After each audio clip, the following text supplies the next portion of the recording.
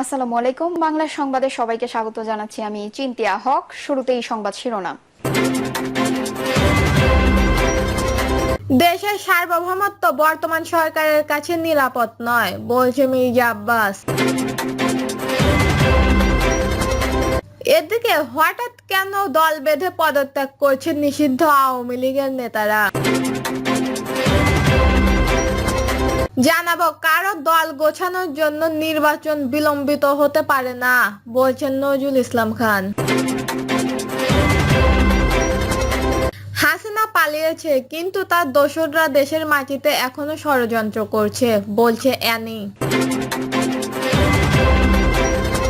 এবং সর্বশেষ জানাবো, যুদ্ধবিরতির মেয়াদ 18 মে পর্যন্ত বাড়িয়েছে ভারত পাকিস্তান।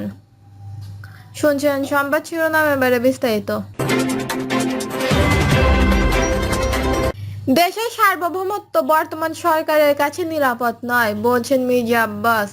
দেশের স্বাধীনতা ও সার্বভৌমত্ব বর্তমান সরকারের কাছে নিরাপত্তা নয় বলে কুমিল্লায় এক অনুষ্ঠানে মন্তব্য করেছেন বিএনপি স্থায়ী কমিটির সদস্য মির্জা আব্বাস।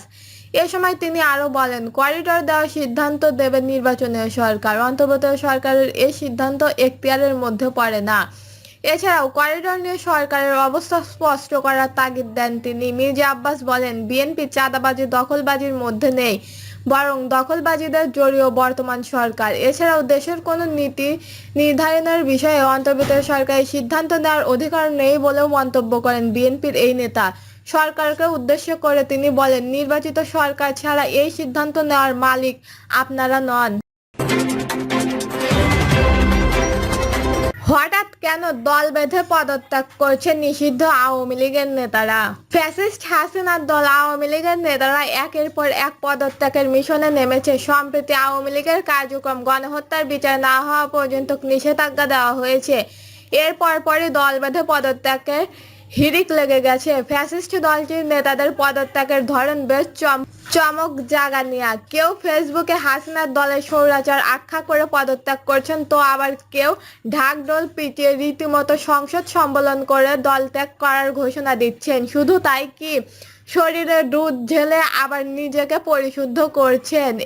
এখন প্রশ্ন হলো, হঠাৎ করে এভাবে আওয়ামী লীগকে কেন ত্যাগ করছেন এইসব নেতারা? এর পিছনে রয়েছে বেশ কিছু কারণ। স্বৈরাচার হাসিনা 24-এর গণ অভ্যুত্থানে চোরের মতো লেজ গুটিয়ে নেতাকর্মীদের বিপদে ফেলেই পালিয়ে যায়। জুলাই অভ্যুত্থানে হাসিনার নির্দেশে তার গদি বাঁচানোর ছাত্র জনতার ওপর নিপীড়িত চালানো প্রকাশ্যে অস্ত্র হামলায় মাঠে নামে তার দলের আওয়ামী লীগ সহ এর সহযোগী সংগঠনের নেতাকর্মীরা। কিন্তু হাসিনা বেলা শেষে নিজেকে বাঁচানো এবং তাদেরকে বিপদে ফেলে পালিয়ে যায়।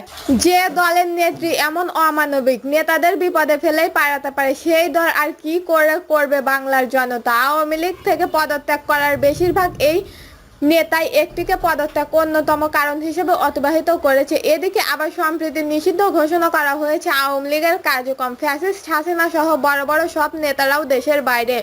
তারা কবে ফিরবেন, আদৌ বাংলার জমিনে ফিরতে পারবেন কিনা তা নিয়ে রয়েছে বেশ সংশয়। এর মধ্যে হাসিনা পুত্র জয় নাগরিকত্ব নিয়েছেন মার্কিন যুক্তরাষ্ট্রে। সব মিলে আওয়ামী লীগের ভবিষ্যৎ বাংলাদেশে যেন অন্ধকার। তাই বাধ্য হয়ে এইসব নেতারা দল বেঁধে পদত্যাগের সিদ্ধান্ত নিয়েছেন। 24-এর অভ্যুত্থানে লেডি হিটলার হাসিনার কথা মতো ছাত্র জনতার উপর নিপীড়িত চালাতে গিয়ে মামলা খেয়েছেন আওয়ামী লীগের অধিকাংশ নেতা, যাদের অনেকেই জেলে রয়েছেন। তাদের কঠিন পরিণতিও আওয়ামী লীগের রাজনীতি ছাড়তে বাধ্য করেছে এখানে পদত্যাগ করতে চাওয়া নেতারা। জুলাই অভ্যুত্থানে আওয়ামী লীগ যা করেছে তাতে করে দেশের অমানবিক দলটির নামও শুনতে চায় না। ঘৃণা ভরা নয়নে আর চোখে তাকায় দেশটির অভ্যন্তরীণ থাকা নেতাদের দিকে। যে দলের রাজনীতির নেতাদের জনতা ঘৃণা ছাড়া সম্মান দিতে পারছে না, সেই দলের রাজনীতি থাকতে চায় না প্রাক্তন নেতারা। মূলত এইসব কারণেই দল বেঁধে আওয়ামী লীগ ত্যাগ করেছেন ফ্যাসিস্ট হাসিনার সাবেক অনুচররা।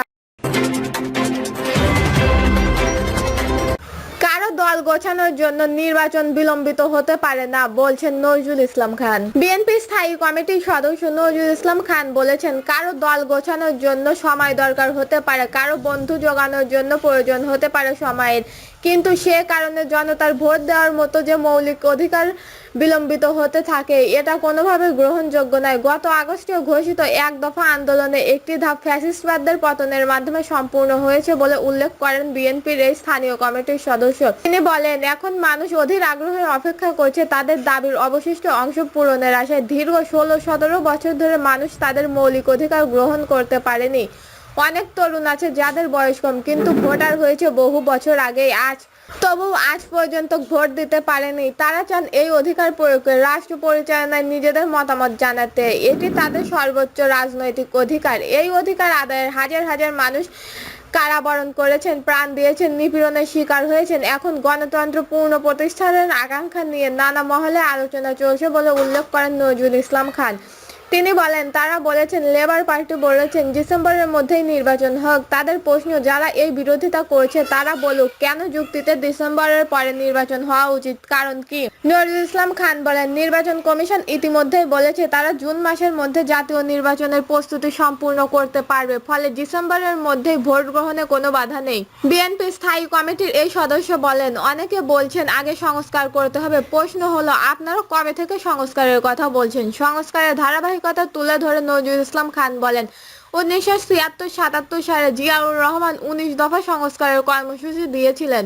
2016 সালে খালেদা জিয়া, 2030 সালে ভিশন, যা ছিল একটি পূর্ণাঙ্গ রাষ্ট্র সংস্কারের প্রস্তাব। এরপর 2022 সালে তারেক রহমান 27 দফা ও 2023 সালে আন্দোলনে যুক্ত সব পক্ষের অংশগ্রহণে 31 দফা কর্মসূচি ঘোষণা করা হয়। নজরুল ইসলাম খান বলেন, আমরা সংস্কারের বিপক্ষে না, বরং শতভাগ সংস্কারের পক্ষে। তবে সংস্কার একটি প্রক্রিয়া, পরিবর্তনের দুটি পথ, একটি বিপ্লব, অন্যটি সংস্কার। বিপ্লব ঘটে হঠাৎ করে, আর সংস্কার হয় সবার সম্মতিতে, ধাপে ধাপে। হাসিনা পালিয়েছে কিন্তু তার দোসররা দেশের মাটিতে এখনো ষড়যন্ত্র করছে, বলছে অ্যানি। বিএনপির কেন্দ্রীয় কমিটির যুগ্ম মহাসচিব শহীদ উদ্দিন চৌধুরী অ্যানি বলেছেন, হাসিনা পালিয়েছেন কিন্তু তার দোসররা দেশের মাটিতে এখনো ষড়যন্ত্র করছেন।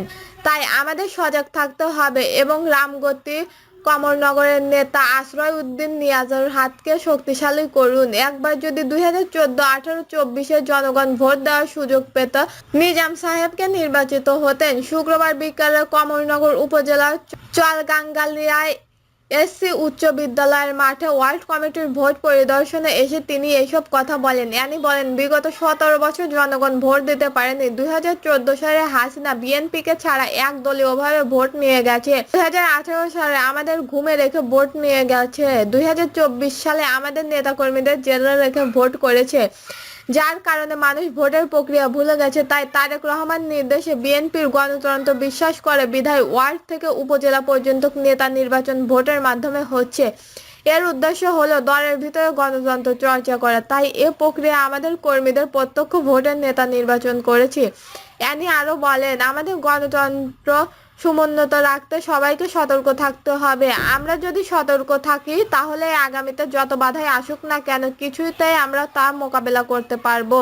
তিনি আরো বলেন, আপনারা আপনাদের প্রয়োজনে আশরাফ উদ্দিন নিয়াজকে পাশে থাকুন। আশরাফ উদ্দিন নিয়াজকে হাতকে শক্তিশালী করলে আপনাদের উপকার হবে, এটা মাথায় রেখে কাজ করুন। দর্শক, এই ছিল এখনকার সর্বশেষ নিউজটি ভালো লাগলে একটি লাইক দিন, কমেন্টে আপনার মতামত জানান এবং আমাদের পাশে থাকার জন্য বেল বাটনটি অন করে রাখুন। ধন্যবাদ।